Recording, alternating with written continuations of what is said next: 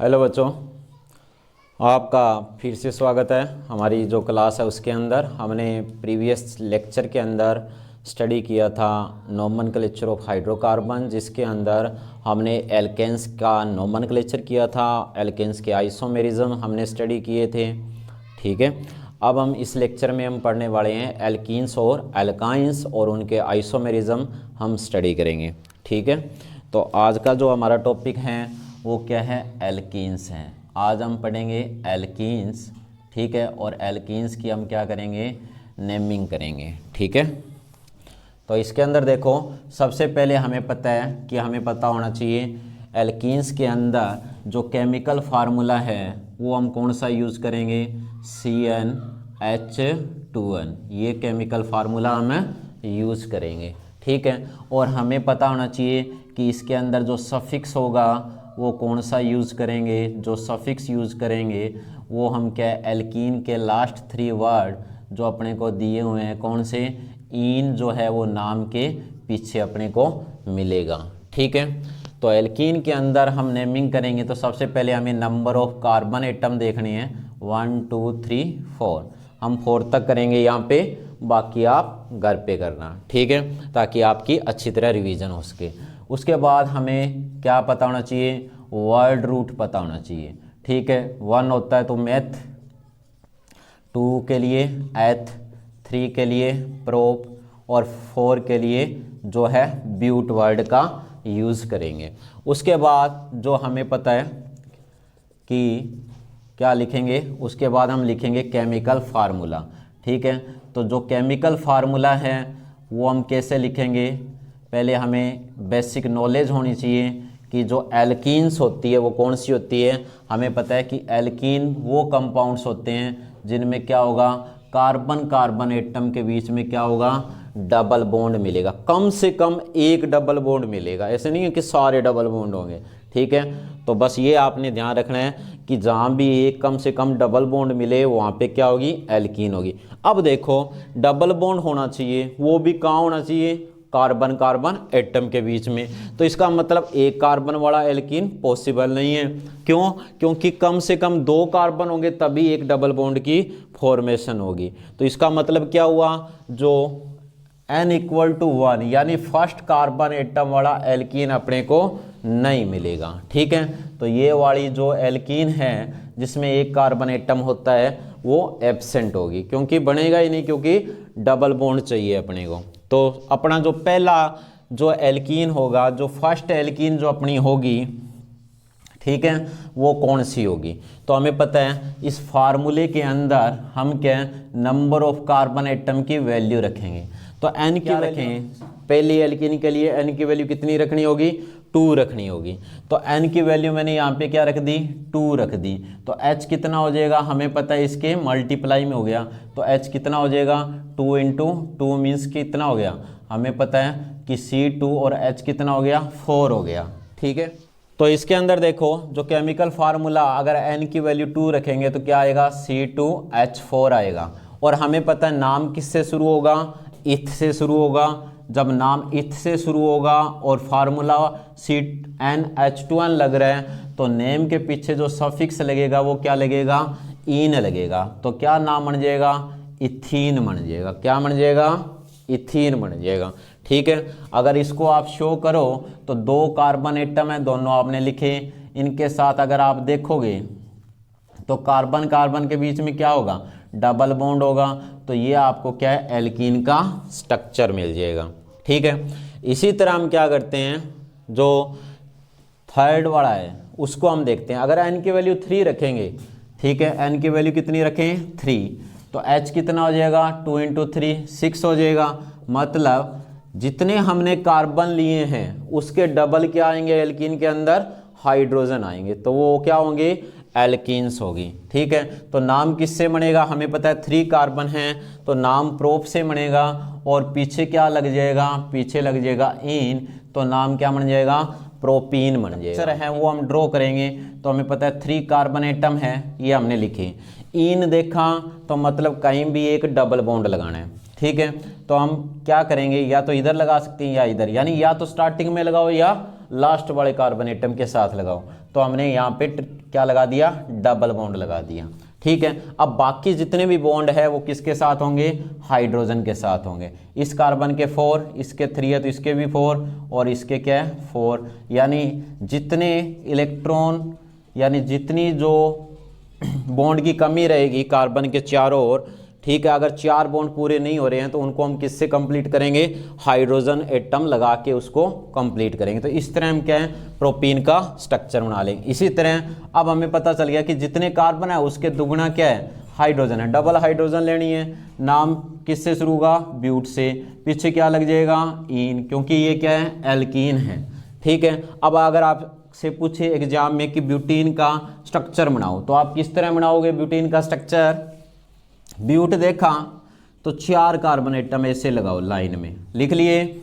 उसके बाद आपने ईन देखा, इस ईन को देखते ही समझ गए कि कार्बन कार्बन के बीच में क्या होगा, डबल बॉन्ड होगा, कम से कम एक डबल बॉन्ड होगा। ठीक है, या तो आप डबल बॉन्ड लगाओगे स्टार्टिंग में या लगाओगे लास्ट वाले कार्बन एटम के साथ। इधर नहीं लगाना है, कार्बन कार्बन के बीच में लगाना है। ठीक है, मान लो उधर लगा दिया। अब देखो कि हर कार्बन के चारों ओर 4 लाइनें हैं या नहीं है।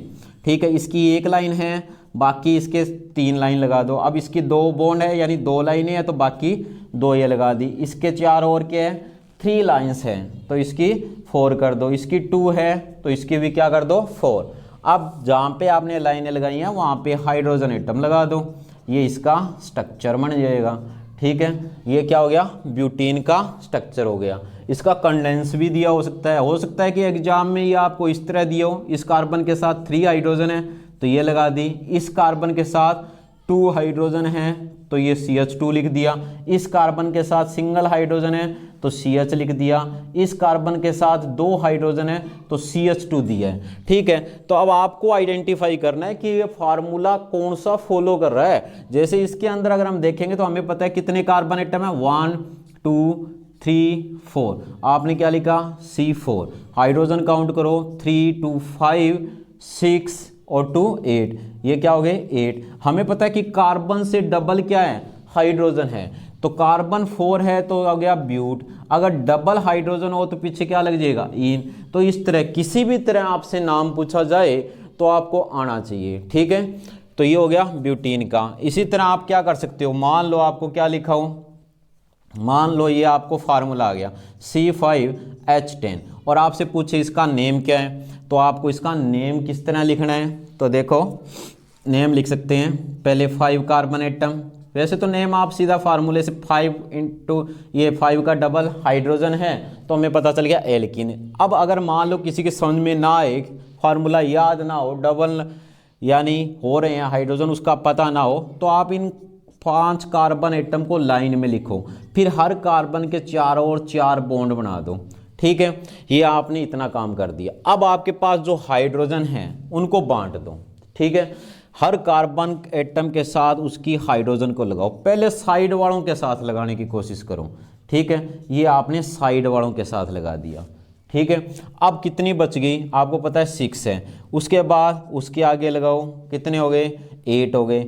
उसके बाद कितने हो गए, क्या हो गए ये हमारे पास कितने हो गए 10 हो गए। इसका मतलब क्या हुआ, यहाँ पे हमारे पास क्या है, हाइड्रोजन नहीं है। ठीक है, इसका मतलब अब हम क्या करेंगे, अगर आप कहते हो कि मैं यहाँ पे डबल बॉन्ड बना दूं, आप अगर यहाँ पे डबल बॉन्ड बनाओगे तो इसका मतलब इस कार्बन के 5 बॉन्ड हो गए, तो इसका मतलब ये सारा स्ट्रक्चर गलत हो गया। अब अगर आप इधर भी बनाओगे तो इस कार्बन के 5 हो गए, तो इसका मतलब आपका स्ट्रक्चर क्या है, गलत बन रहा है। तो आपको क्या करना है, उस कंडीशन के अंदर आप एक टर्मिनल जो कार्बन है उसकी एक हाइड्रोजन घटा दो। ठीक है, अब आपको पता चल गया कि आपके पास कितनी हाइड्रोजन है।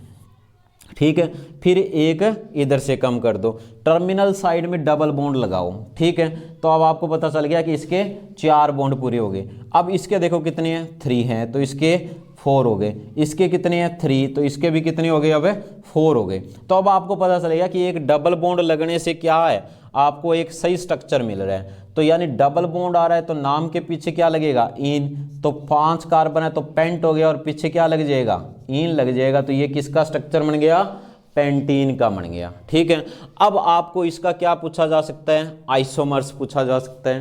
ठीक है। तो आइसोमर देखो किस तरह होगा, हमें पता है कि एल्कीन्स के जो आइसोमर है उसमें हम क्या लेके चलेंगे, हमें पता है फार्मूला क्या होगा, सेम होगा, बट जो स्ट्रक्चर है वो क्या मिलेंगे, डिफरेंट मिलेंगे। वो क्या होंगे, आइसोमर होंगे। ठीक है।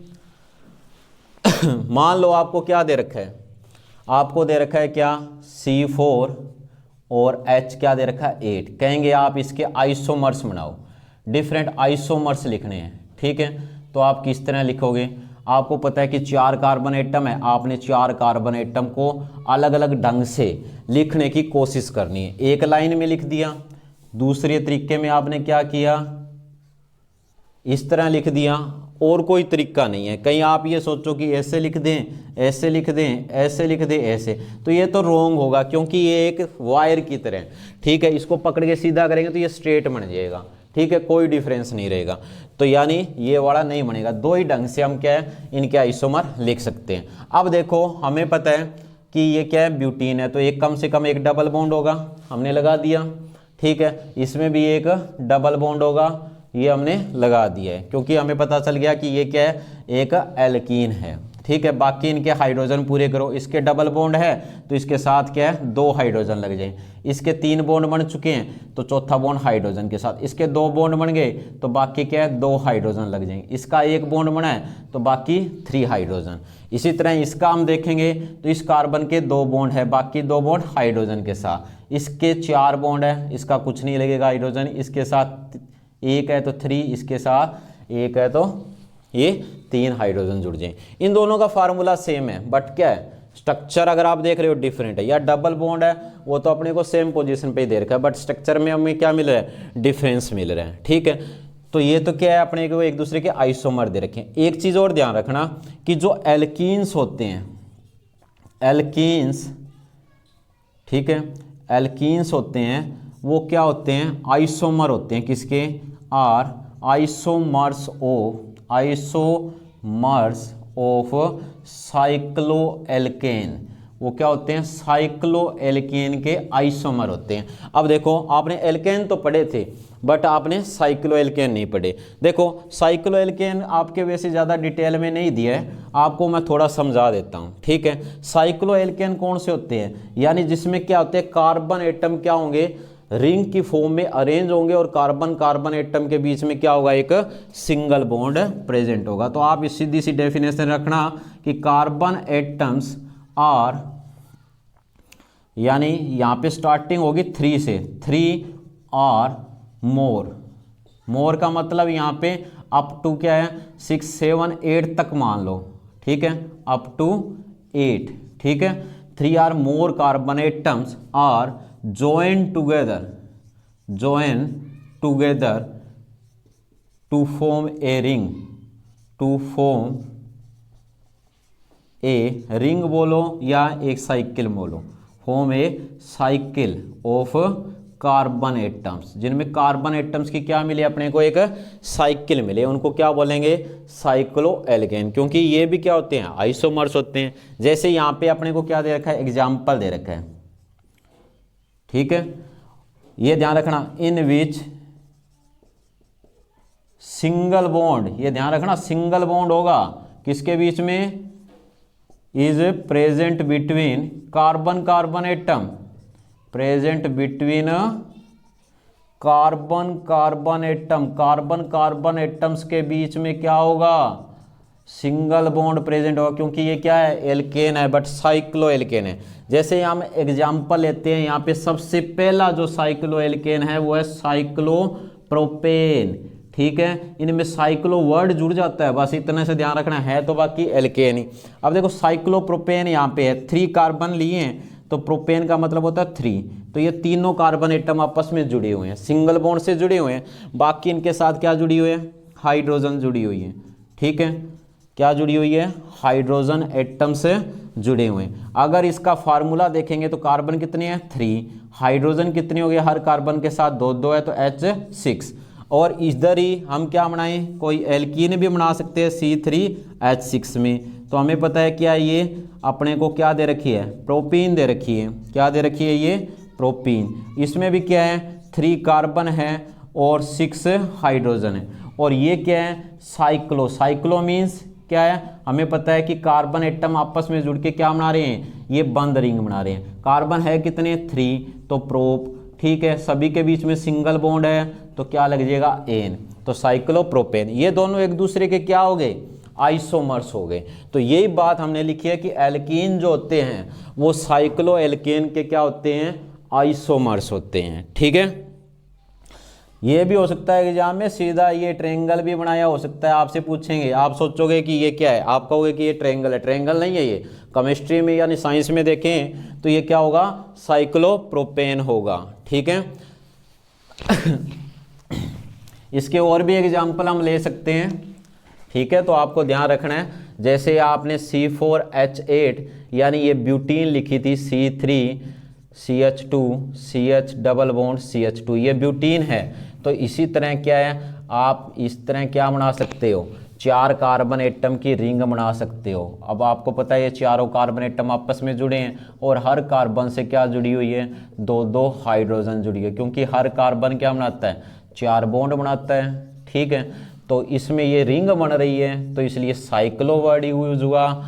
और कार्बन कितने हैं, 4, तो ब्यूट लग गया। सभी कार्बन के बीच में सिंगल बॉन्ड है तो क्या हो गया, एन लग गया, तो साइक्लो ब्यूटेन। और हमें पता है ये क्या है, 4 कार्बन है तो ब्यूट हो गया, क्योंकि एंड जुड़े नहीं है तो साइक्लो वर्ड नहीं लगेगा। सिंगल डबल बॉन्ड प्रेजेंट है तो पीछे क्या लग जाएगा, ईन लग जाएगा, ठीक है। तो यानी इसको ऐसे भी शो कर सकते हैं स्क्वायर की फॉर्म में, तो ये क्या होती है, साइक्लो ब्यूटेन होगी, ठीक है। इसी तरह आप क्या बना सकते हो, ये पेंटागन जो है ये क्या होगी, साइक्लो पेंटेन होगी, ठीक है। इसी तरह क्या बना सकते हो आप, साइक्लोहेक्सेन, यानी 6 कार्बन एटम जो है वो क्या है, आपस में जुड़े हुए हैं और वो क्या बना रहे हैं, एक रिंग या साइकिल बना रहे हैं। हर कार्बन के साथ 2-2 हाइड्रोजन जुड़े हुए हैं, ठीक है। तो ये जो है अपने को क्या देगा, यहाँ पे जो मिलेगा उसको हम क्या बोलेंगे, साइक्लोहेक्सेन बोलेंगे। क्योंकि एन बोल रहे हैं, क्योंकि कार्बन कार्बन के बीच में तो क्या है, सिंगल बॉन्ड प्रेजेंट है, तो क्या हो गया ये साइक्लोहेक्सेन, ठीक है।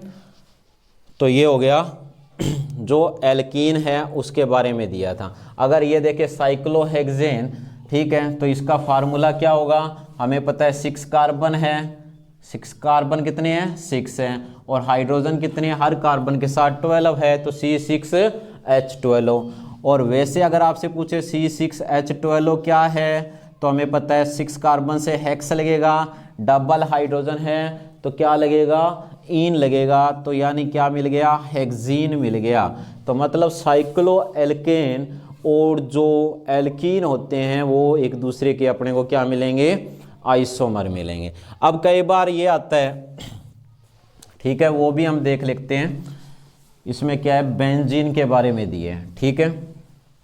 साथ के साथ ये भी देख लें, ये अपने को क्या दे रखी है, बेंजीन, ठीक है। बेंजीन जो होती है ना, उसका जो केमिकल फार्मूला है, केमिकल फार्मूला बेंजीन का क्या होता है, तो ये ध्यान रखना है C6H6, ठीक है। और इसका अगर आपसे स्ट्रक्चर पूछे तो इसमें 6 कार्बन जो एटम होते हैं, ठीक है, उनमें क्या होता है, अल्टरनेट डबल बॉन्ड मिलेगा। यहाँ पे अगर आप इन 2 कार्बन के बीच में डबल बॉन्ड बनाते हो तो आगे वाले को छोड़ो, उससे आगे वाले के बीच में डबल बॉन्ड, फिर आगे वाले को छोड़ो, फिर उसके आगे वाले में डबल बॉन्ड, तो ये अल्टरनेट डबल बॉन्ड प्रेजेंट होंगे। और बाकी हर कार्बन एटम के साथ क्या जुड़ी होती है, एक एक हाइड्रोजन एटम जुड़ी हुई होती है, ठीक है। तो ये अपने को दे रखा है बेंजीन का स्ट्रक्चर, या आपको बुक में इस तरह स्ट्रक्चर मिलेगा, ठीक है। ये रिंग मिलेगी, इस रिंग के अंदर क्या होंगे, अल्टरनेट डबल बॉन्ड प्रेजेंट होंगे।